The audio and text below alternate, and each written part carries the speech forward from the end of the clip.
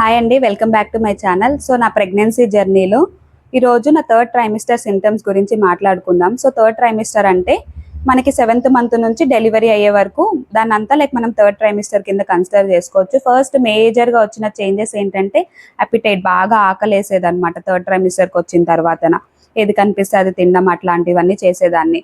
Back pain, leg cramps, nerves లాగుతున్నట్టు ఇట్లాంటివన్నీ ఉండేదన్నమాట.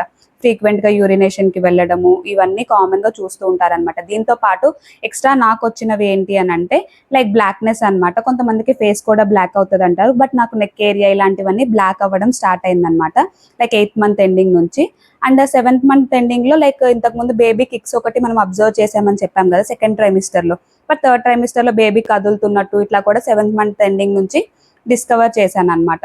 దీంతో పాటు అప్పుడప్పుడు హెడ్ఏక్ రావడము అండ్ సడన్గా కొంచెం సేపు అయ్యాక విజన్ అనేది బ్లర్ అవుతూ ఉండడము ఇట్లాంటివన్నీ అబ్జర్వ్ చేయొచ్చు అనమాట. అండ్ పెల్విక్ ఏరియాలో కూడా పెయిన్ వస్తుంది కొంచెము.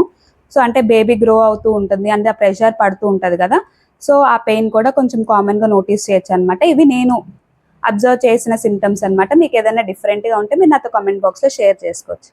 Thank you.